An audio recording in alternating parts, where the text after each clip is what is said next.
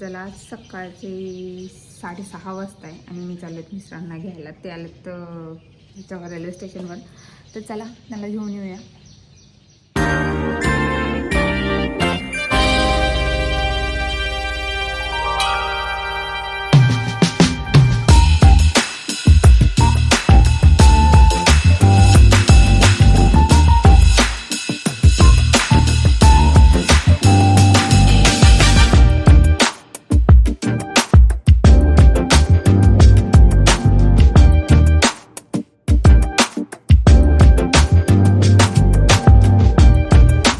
अजून तरी काही आलेलं नाही, म्हणजे 5-6 मिनटं लागतील त्यांना. तर हे नेहमी असंच करतात. जेव्हाही यायचं असलं की मला अजिबात सांगत नाही, अचानक येतात. तरी मला थोडासा अंदाज आलेला की हे कदाचित येतील, पण मला असं वाटलं की 10-12पर्यंत येतील, कारण ते नेहमी बसने किंवा ट्रॅव्हल्सने येतात. पण ह्यावेळेस ते ट्रेनने आले. ट्रेनने पण येतात, पण जास्त वेळेस म्हणजे बसनेच येतात. मला वाटलं बस आली की म्हणजे कमीत कमी 10 किंवा 10:30 वाजतील त्यांना यायला. तोपर्यंत मुलांना वगैरे मी स्कूलला पाठवू शकते. पण इथं खूप लवकर ते आलेले आणि मला मग मुलांना तसंच त्यांना सांगून टी व्ही चालू करून आले मी. आणि हे आलेत फायनली. त्याच्यानंतर घरी आल्यावरचा व्हिडिओ मी डायरेक्ट दाखवते तुम्हाला मी काय काय बनवलं. कारण त्यांना म्हणजे असं चमचमीत असल्या भाज्या आवडत नाही. ज्या आमच्या गावाकडच्या ज्या भाज्या केल्या जातात त्या त्यांना आवडतात. तर इथं मी भाजलेला कांदा, लसूण आणि शेंगदाणे आणि धने घेतले आहे. ते भाजून घेतले छान. त्यावेळी तुम्ही खोबरंही ॲड करू शकता. त्याच्यानंतर ते वाटण करून घेतलं आणि आज बनवणार आहे वांग्याची भाजी. ती गावाकडच्या पद्धतीने. भरपूर तेल घेतलं आहे, म्हणजे भरपूर म्हणजे 1 चम्मच, मोठा चम्मच भरून, कारण थोडंसं नंतर कट येते या भाजीला, तर छान वाटतंय. तर इथं जिरा टाकून घेतला आहे मी. आपला जिरा जो आहे तो छान तडतडला आहे. या स्टेजला तुम्ही मोहरीही ॲड करू शकता. आणि मी साधारण 2 वांगी घेतली आहे, कारण आम्ही खाणारे फक्त 2च आहोत आणि म्हणून मुलं काही जास्त खात नाही. आणि मुलं आले तर त्यांना डबा वगैरे पहिलेच करून दिला आहे, त्याच्यामुळे ते आल्यावर एवढं काही खायला बघत नाही. त्याच्यामुळे फक्त 2च वांगी घेतली. तर इथं मी सगळे मसाले ॲड करणार आहे. सगळ्यात पहिले लाल तिखट, त्याच्यानंतर धना पावडर. धना ऑलरेडी याच्यामध्ये ॲड केलेला आहे, त्याच्यामुळे धना पावडर कमी आहे. त्याच्यानंतर काळा मसाला, हा घरचा काळा मसाला आहे. तुमच्या घरी जो काही गोडा मसाला किंवा घरगुती जो काही मसाला असेल तुम्ही ॲड करू शकता. त्याच्यानंतर हा जो आहे तो किचन किंग मसाला आहे. आणि नंतर परत थोडंसं मी अजून तिखट टाकलं, मला कमी वाटत होतं त्याच्यामुळे. तुम्ही हिरवी मिरची ॲड करू शकता या स्टेजला जर तुम्हाला आवडत असेल तर. आणि हा जो वाटण आहे आपला तो याच्यात ॲड करायचा आहे आपल्याला. आणि वाटण छान हे करायचं आहे, भाजून घ्यायचं आहे थोडा वेळ. कारण आपला जो मसाला आहे तो छानपैकी भाजला गेला की बाकीचं जे काही भाजीला चव आहे ती या मसाल्यापासूनच येत असते. त्याच्यामुळे मसाला भाजताना खूप लक्ष द्यायचं आहे आणि लक्षपूर्वक हे भाजून घ्यायचं आहे. तुम्ही एखादं झाकण ठेवून जरी तुम्ही थोडा वेळ ठेवला तरी चालेल, पण छानपैकी याला भाजून घ्यायचं, त्याच्यामुळे छान टेस्ट लागते. तर तुम्हाला वांगी जास्त गळलेली नको आहेत तर तुम्ही पहिले हे वांगी थोडेसे नॉर्मल तेलमध्ये फ्राय करून काढून साईडला ठेवू शकता. नंतर भाजीला उकळी आली तेव्हा हे टाकू शकता.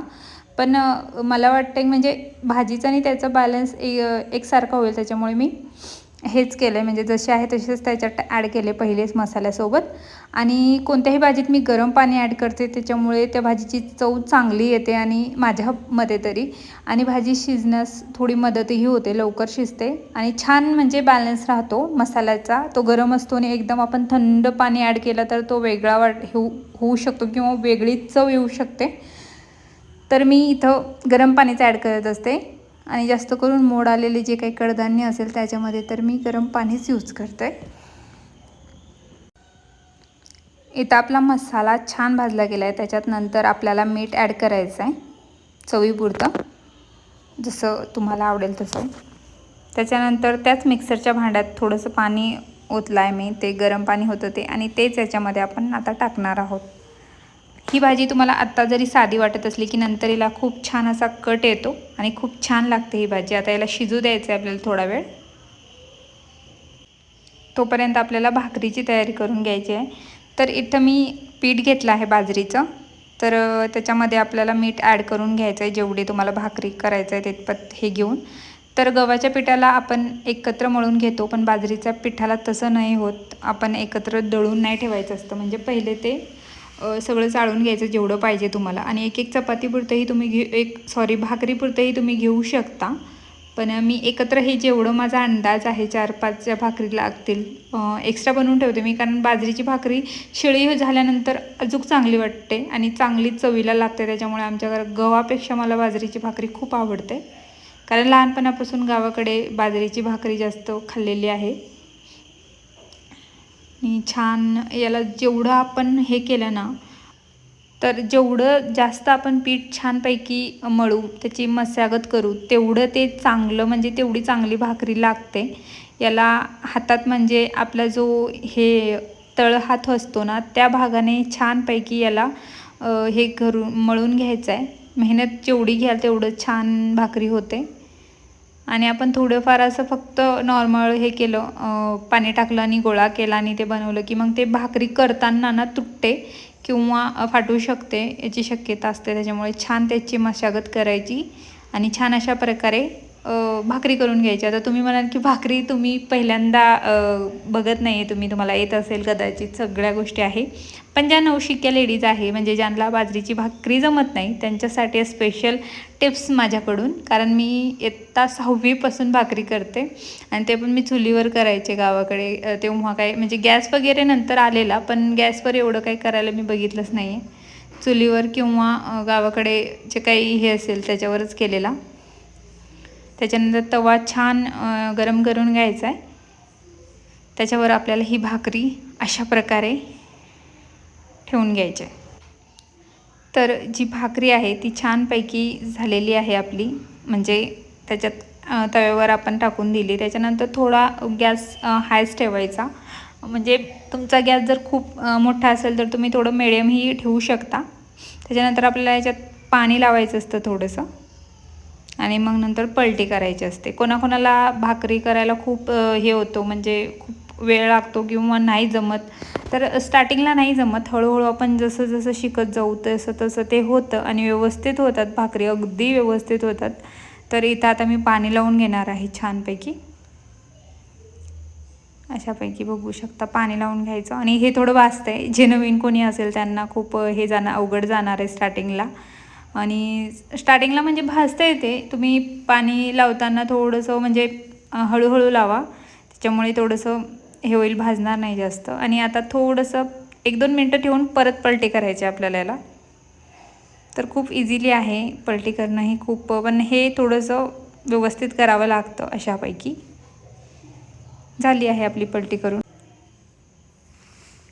तर याला काय 2-3 मिनटं ठेवायचं आहे आपल्याला. नंतर 2-3 मिनटं लागतील, म्हणजे कदाचित 5 मिनटंही लागू शकतात जर गॅस तुमचा बारीक असेल किंवा तवा जाड असेल. तर माझा तवा आता मीडियम स्टेजवर आहे, कारण तो खूप खराब झाला आहे, खूप दिवसाचा आहे तो. त्याच्यावर हे झालं आहे थोडंसं, थर जो असतो ना काळा थर, तो साचला आहे. तो मला आता लगेच म्हणजे काढायचा आहे तो, पण चालू आहे त्याच्यासाठी होम रेमेडीज मी काय काय करू शकते ते तेव्हाच काढण्यासाठी, तेच चालू आहे आता माझं. आणि छानपैकी आता भाकरी आपली भाजत आली की त्याला पलटी करायचं आहे. मी आता दुसऱ्या याच्यावर, गावाकडे कसं हे असते कोळसा वगैरे असतो त्याच्यावर छान भाजली जाते, पण इथं ते अवेलेबल नाही आहे. त्याच्यामुळे आता याच्यावरच जो तवा आहे त्याच्यावरच याला पलटी करायचं आहे या भाकरीला. तर बघू शकता अशापैकी तिला परत पलटी करून घ्यायची आहे त्याच्यावर.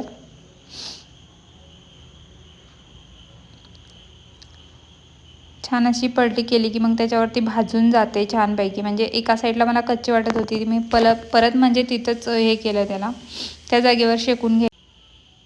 तर हे बघू शकता बॅक साईडला अशा प्रकारे झालेली आहे. आणि आता परत याला पलटी करून आपल्याला थोडा वेळ भाजून घ्यायचे आहे. अशाच प्रकारे सगळ्या भाकरी करायच्या, एकदम इझिली लगेच होऊन जाणार, तुम्हाला जास्त वेळही लागणार नाही. तुम्ही 1-2दा जर ट्राय केले ना, तर आता इथं नाही आहेत, आपण गावाकडे जेव्हा मी लहान असताना भाकरी वगैरे करायला स्टार्ट केलं ना, एवढं अवघड वाटायचं मला. ते भाजायचं आणि परत त्या चुलीमध्ये म्हणजे व्यवस्थित हे लागायचं नाही आणि परत एवढे चटके लागायचे ना. आता एवढं नाही आहे, तरी याच्यावर आपण गॅसवरही करू शकतो व्यवस्थितपैकी. छान भाजले गेली की नंतर आपल्याला काढून ठेवायची भाकरी. तर बघा किती छानपैकी ही भाजल्या गेलेली आहे आणि आता हेला नंतर आपण काढून ठेवणार आहोत. आपली भाजीही तयार झाली आहे. त्याच्यानंतर हे थोडंसं सकाळचं पिठलं होतं ते उरलेलं, तर तेच मी थोडंसं पीठ घेतलं त्याच्यामध्ये मळून घ्यायचं आहे आणि राहिलेल्या भाकरीला पण पाणी वगैरे लावून घ्यायचं आहे.